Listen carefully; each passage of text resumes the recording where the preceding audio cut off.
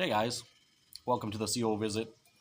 Colin here, and always with my trusty coffee.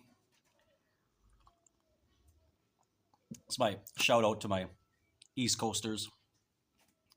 Well, thanks for joining us again. I want to, before anything else, thank everybody for the response to Cosette's video and just all of the wishes and positive vibes and words. And it's really motivating her and helping her, and I appreciate that. And the video is really climbing, and you can see who's the star there. I guess I need to have Cosette on more, and I've been motivating her to maybe make her own videos or start her own channel. It's not for everybody, but maybe she'll do it.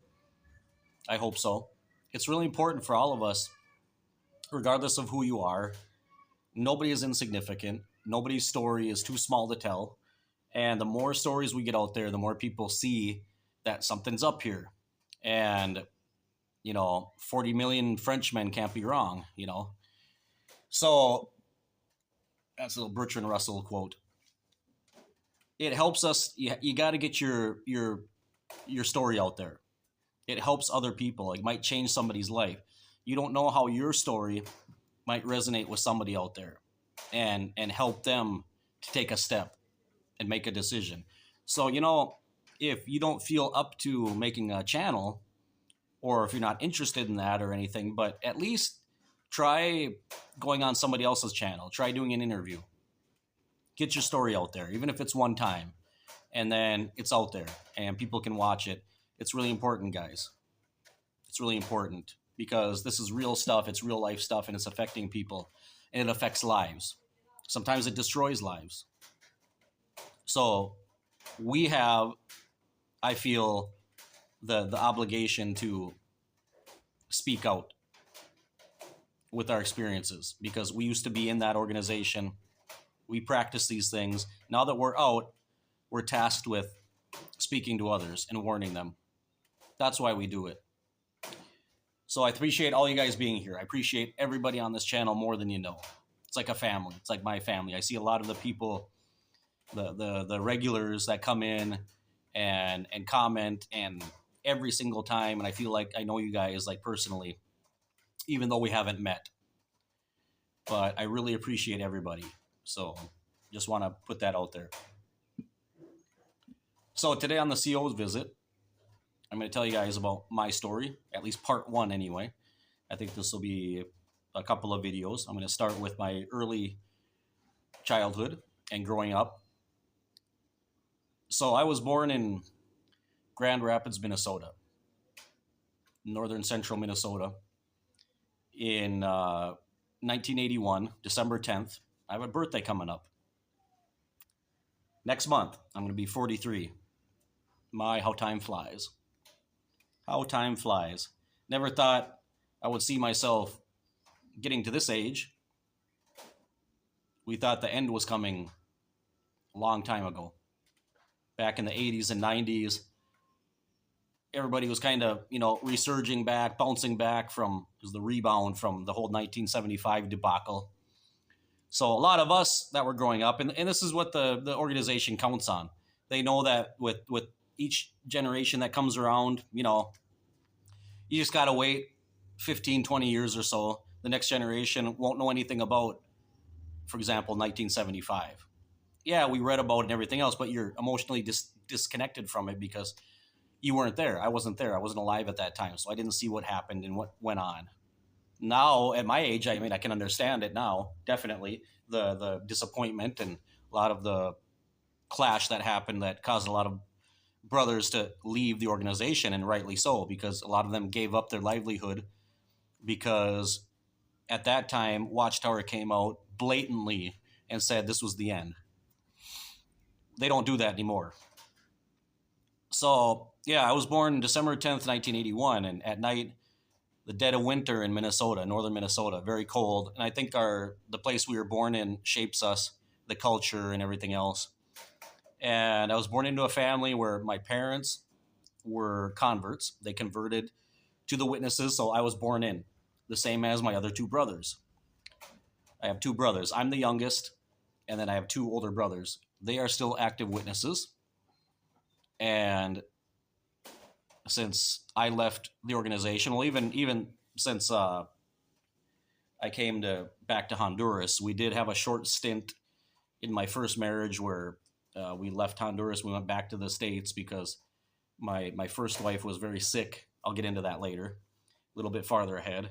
But they've been shunning me for better of 15 years now, over 15 years. I haven't talked to either one of them, not one word. I know nothing about them. I've never had any relationship with their family, with their kids, my nephews. So it's still affecting me.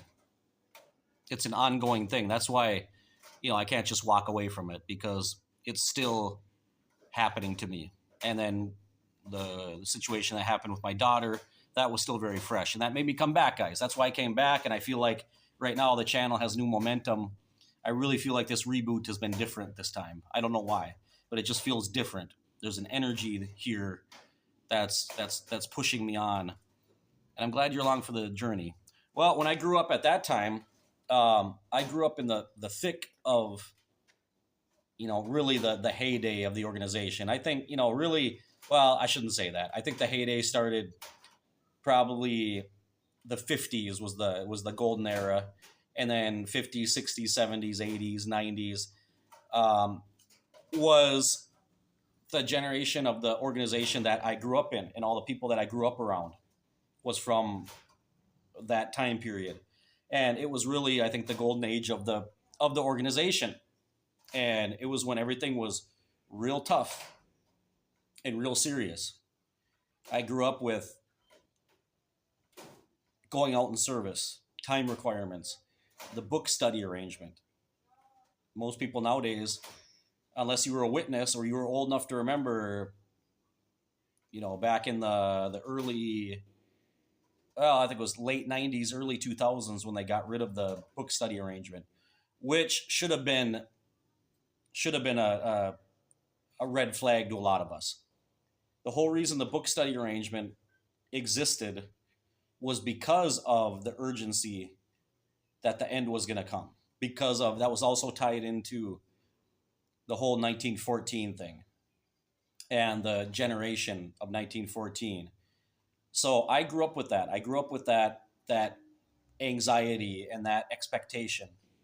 We were all waiting to see what was going to happen, because the generation of 1914 was not supposed to die off before the tribulation started. So there would be a remnant of the generation of 1914 that would still be on the earth to witness the beginning of the Great Tribulation, and then they'd be raptured to heaven. And by the late 90s, early 2000s, when you get the yearbook, everybody scrambled to get the yearbook, and everything else was secondary. You wanted to go right to the middle of the yearbook, to where all the numbers were of all the countries, to see basically how the organization was growing. You wanted to see how much it grew over the last year and how many people were baptized. And then you wanted to see how many people partook at the memorial. That's what everyone wanted to see, because that number was getting less and less and less and less. Until a couple things happened. Well, they discontinued the yearbook, and everybody from 1914 died. And they also phased out the book study arrangement. That went away. Of course, it was always a loving arrangement from Jehovah. It was to make things easier on the economy of the brothers. Now we just had to go to the Kingdom Hall. We didn't have to have two meetings, go to someone else's house. And it was always a loving arrangement. And at the time, I was born in. I was so indoctrinated, I didn't know anything else. That was all I ever knew since I was born. So you didn't even think of questioning it. You didn't even think anything else might be going on. I saw it as that. It was a loving arrangement. So I understand people's blindness. I understand how they're not thinking about it, because you just don't think that way. You don't think that way. You're not used to, analyzing and critically thinking. You do it with everybody else, but not with your own organization. So, guys, I can't really say much. I really should do this as an interview because then somebody could ask me specific questions. But I'm just kind of rambling. But when I grew up, as far as my childhood goes, I have nothing bad to say about that. I can't complain about my childhood. I mean, we have to be honest, right? We have to be transparent and call things as they are. And there were good things, of course, there were. There were many good things and good people and good experiences growing up as a witness. I'm not going to lie about that. Obviously, there were, but that's individual things, though. Those people, some people were just like that. There were good people. There were nice people, sincere people, and so we grew up, very, very, very a part of the organization. We were very active. We were supposed to do, we did everything we were supposed to do. We were going out in service. We were giving talks. The theocratic ministry school back in those days was very intense because you were being trained to speak out in the ministry. And the ministry school back in those days was pretty brutal because when I was, young, they were still, the brothers would still counsel you from the platform and, in front of everybody. And there were some brothers that just didn't have much tact and they would really lay on India. And I remember sometimes sisters particularly that'd be crying. It was rough, these old Finlander, Norwegian brothers and stuff, Minnesotan guys with not much compassion or tact. They just dry, kind of Tony Morris types, exactly like that, like Tony Morris's. And so, we grew up good family. My parents were good parents. They raised us well in that case, and we were expected to do all those things. We went to all the circuit assemblies, district conventions, and for us, the district convention growing up was like that was our vacation. We were very excited about that, going down to Rochester, Minnesota, to the Mayo Civic Center, and it was really kind of at that time. I have a lot of good memories of that. I had a lot of good memories of the district convention just because of that, because we didn't get to do anything else. I mean, we couldn't celebrate birthdays. Never celebrated a birthday in my life. Never had anything else. We never had much to do with our family. We both had worldly families on both sides. Never had much connection with them, sadly, or much of a relationship with them. And, we didn't celebrate anything else. No Christmas, no nothing. So our big thing each year, our vacation, was basically the district convention. And Rochester was really special to me because there was when we first started going there, right before we go to the convention in the mornings, there was a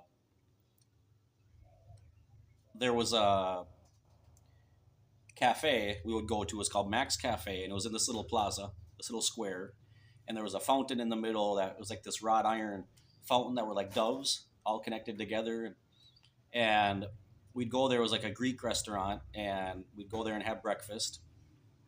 And on the other side of the square, there was this old theater, like a Barnum theater, and it was just, there was like stained glass and these big ornate like arch windows and this castle type roof and like it looked like from the Middle Ages, and some of the it was all boarded up. The doors were all boarded up, but it still had like brass railings going up to it, and these steps, and some of the colored glass, the stained glass was broken, and there were like pigeons flying in and out, and it was just kind of haunting. We'd always go there, man. For years, we would go there and see that old theater there, and we would say, man, it'd be something if they fixed that up and did something with it. Well, one year, lo and behold, we get there, and they turned the theater into a Barnes and Noble bookstore, but they preserved the theater. They preserved they refurbished the whole outside, restored everything. The stained glass, they fixed it. The original stained glass was still there, and then they put in new pieces and polished up the brass on the outside, the railings and the doors, And on the inside, when you go up to the second level on the escalator, it was 2 floors. The Barnes and Noble bookstore. The original screen was still there. They made it like a blue screen, and the roof was like stars. It was oh my god, I was in love. I loved it. I loved it. I couldn't wait to get out of the sessions. And they put, I mean, it was just heaven. It was like on the second floor, there was a coffee shop. It was like, oh, I mean, it was the best thing in the world. Go there, buy a book, start reading, drink coffee, and then it was connected by a skyway to all the hotels. You could go walking back to your hotel. I loved it, just absolutely loved it. I went there for years. Anyway, so for that for us was really special. I really reminisce about that because that was a good memory for me. But of course, as I started going through the growing up, I got baptized when I was 14 years old. I was in 1995. 1995. I remember it was September 24th, 1995. And it was a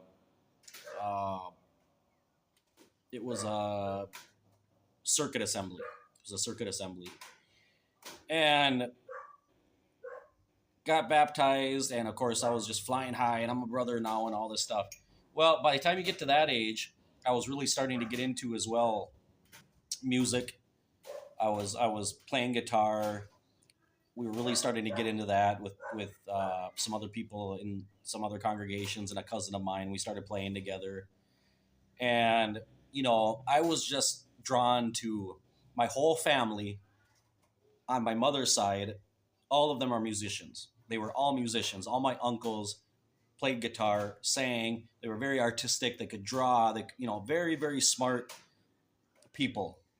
And that was in us as well. We inherited that. And I was like the one that was really into that. I was the one that started playing guitar, loved to sing. And I get into my oldest brother's cassettes and CDs. And I just loved the music from, the classic rock, 60s, 70s, 80s, and up, And, I was just listening to everything, anything I could get my hands on. Didn't matter what it was. I listened to, it could be Beatles, it could be Bread, it could be Eric Clapton, Cream, you know, who else? Or it could be the Eric Burden and the Animals, Creedence Clearwater, Johnny Horton. And my dad also had his influence as well from the country music of that time, the country music from the 60s, 70s, 80s. That was big in my household. So I grew up with everything. All that music was there. So we had that influence as well, which was kind of you got all this conflicting stuff going on where you're not supposed to be a part of the world and all this, but yet this music was just Led Zeppelin and Marty Robbins and all these guys, and then we also, my brother, had Guns N' Roses and Aerosmith and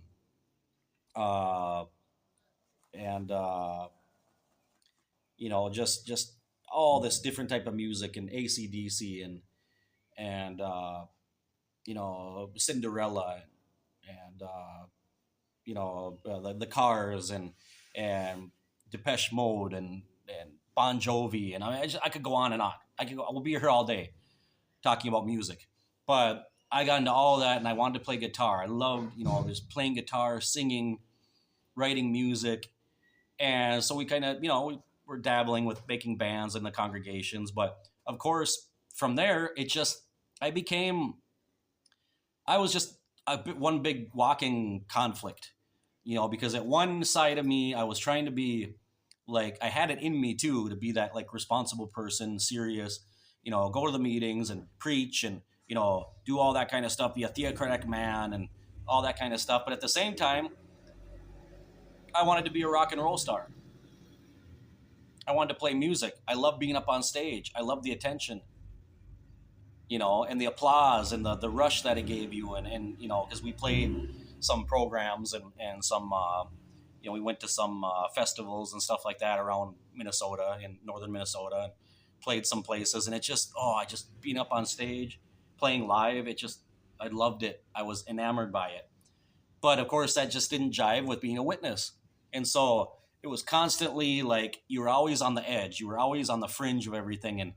And plenty of times got in trouble because of that, because of something I played or some kind of music or it we missed a meeting or we did stuff like that. And it got to the point where it was just like, as I got older, that started to grate on me. It started to get irritating because it was like, why am I always getting problems? I'm always getting guffed because of this.